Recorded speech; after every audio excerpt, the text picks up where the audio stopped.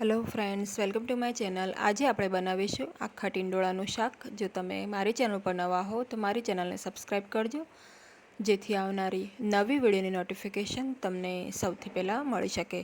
તો ચાલો આપણે રેસીપી સ્ટાર્ટ કરીશું। સૌપ્રથમ આપણે આ રીતે તેલ ગરમ કરવાનું છે। તો અહીંયા મેં 4 ટેબલસ્પૂન તેલ લીધું છે।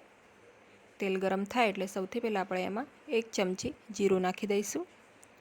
જીરું બરાબર તતડે એટલે આપણે એમાં એક મોટી સાઈઝની ડુંગળી છે એને ઝીણી સમારીને આ રીતે નાખીશું। ગેસની ફ્લેમને લો ટુ મીડિયમ રાખીશું અને આ ડુંગળીને 2 થી 3 મિનિટ આપણે થવા દઈશું। તો આપણી ડુંગળી થાય છે ત્યાં સુધી આપણે ટીંડોળા જોઈ લઈએ। તો અહીંયા મેં વજનમાં લગભગ 250 ગ્રામ જેટલા ટીંડોળા લીધા છે। ટીંડોળાને સારી રીતે આપણે ધોઈ લેવાના પહેલાં, ત્યારબાદ ઉપરનો અને નીચેનો ભાગ થોડો થોડો કટ કરી લેવાનો અને એક ટીંડોળામાં આ રીતે લાંબી આપણે કટ લગાડવાની છે, પણ ટીંડોળાનો ભાગ છૂટો ના પડે એ વાતનું ધ્યાન રાખવાનું છે। તો બધા જ ટીંડોળાને મેં આ રીતે કટ લગાડી દીધી છે। તો આ રીતે ટીંડોળામાં કટ લગાડવાથી જે મસાલા છે એનો ટેસ્ટ સરસ અંદર સુધી જાય છે। હવે અહીંયા આપણી ડુંગળી પણ સરસ થઈ ગઈ છે।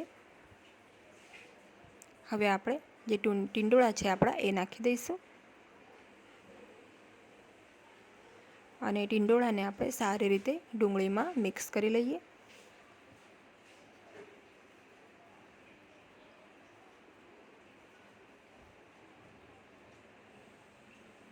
ટીંડોળામાં કટ લગાડતી વખતે ધ્યાન રાખવાનું કે ટીંડોળાનો જે ભાગ છે એ છૂટા ના પડી જાય। ટીંડોળા આખા રહેવા જોઈએ અને નાની સાઈઝના ટીંડોળા પસંદ કરવાના। હવે આપણે આમાં હળદર પાવડર નાખી દઈશું, અડધી ચમચી મિક્સ કરી લઈએ। હવે આપણે આ ટીંડોળાને 2 થી 3 મિનિટ આ રીતે તેલમાં થવા દઈશું।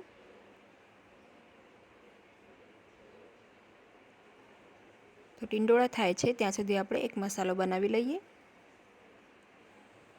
તો ખાયણીમાં આપણે આ રીતે 6 થી 7 કળી લસણ લીધી છે મેં। આની સાથે આપણે ધાણા જીરુંનો પાવડર છે 2 ચમચી એ નાખીશું।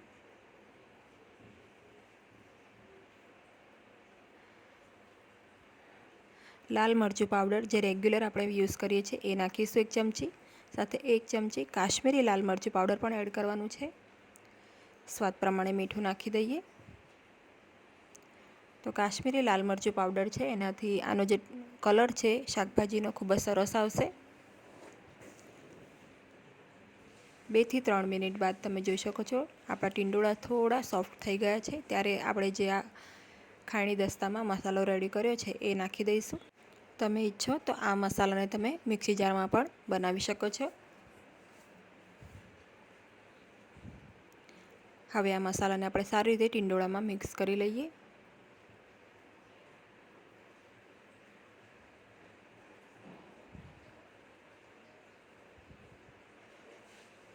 તો આ રેસીપી બિલકુલ ઇઝી છે, એકદમ ફટાફટ બની જાય એવી છે અને આમાં કોઈ એક્સ્ટ્રા બીજા બહારના મસાલાનો પણ ઉપયોગ નથી કર્યો આપણે, એકદમ રોજિંદા આપણા ઘરના મસાલાનો જ ઉપયોગ કર્યો છે।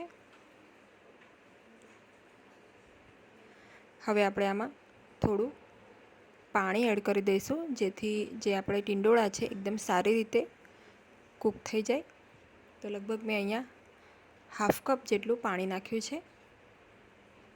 તો આ પાણી સરસ રિડ્યુસ થઈ જાય અને આપણા ટીંડોળા પણ સરસ એકદમ સોફ્ટ થઈ જાય ત્યાં સુધી હવે આપણે આને થવા દેવાનું છે।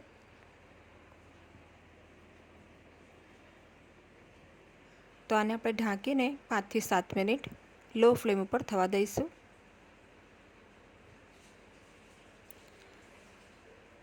હવે આપણે ખોલીને જોઈ લઈએ।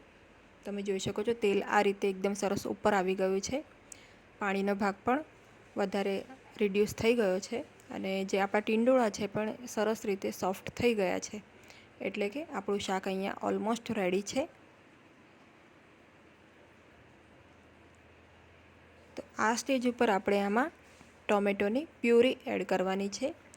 અહીંયા મેં 2 નંગ ટામેટાં લીધા છે અને એને આ રીતે એકદમ સરસ ક્રશ કરીને આપણે એડ કરીશું। તો ટામેટાં હંમેશા લાસ્ટમાં નાખવાના, જ્યારે આપણા જે ટીંડોળા છે એકદમ સરસ રીતે કૂક થઈ જાય ત્યારબાદ જ આપણે ટામેટાને આમાં એડ કરવાના છે. હવે ટામેટાં નાખ્યા છે એટલે ટામેટાને પણ આપણે કૂક કરવાનું છે, તો ઢાંકીને આપણે 5 મિનિટ એને થવા દઈશું. 5 મિનિટ બાદ તમે જોઈ શકો છો આપણે જે ટામેટાં છે એ પણ સરસ કૂક થઈ ગયા હશે. એટલે હવે આપણે આમાં ગરમ મસાલો એડ કરી દઈશું 1 ચમચી, સાથે ફ્રેશ ધાણા છે એડ કરી દઈશું. તો હવે આપણું જે આખા ટીંડોળાનું શાક છે એકદમ સરસ રેડી છે. તેલ પણ સરસ રીતે છૂટું પડી ગયું છે, તમે જોઈ શકો છો. તો આ રીતે કિનારીમાંથી તેલ છૂટું પડી જાય અને પાણીનો ભાગ પણ એકદમ સરસ રીતે બળી જાય ત્યારે આપણે સમજવાનું કે આપણું શાક એકદમ સરસ રીતે રેડી છે.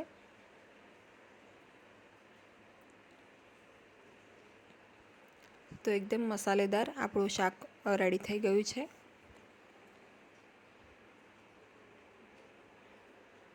તો હવે આપણે આ શાકને સર્વ કરી લઈશું. તમે જોઈ શકો છો એનું ટેક્સચર, એની કન્સિસ્ટન્સી આ રીતની છે. આ શાક ખાતા તમને એમ લાગશે જેમ કે તમે કોઈ પંજાબી શાક ખાતા હો, એવો જ એનો ટેસ્ટ આવે છે. તો એકદમ સરસ આખા ટીંડોળાનું મસાલેદાર શાક રેડી છે. તો આ ઉનાળામાં આ શાક ચોક્કસ ટ્રાય કરજો. અને જો તમને મારી આજની આ રેસીપી ગમી હોય તો વિડીયોને લાઇક અને શેર કરજો અને મારી ચેનલને સબસ્ક્રાઈબ કરજો. Thanks for watching.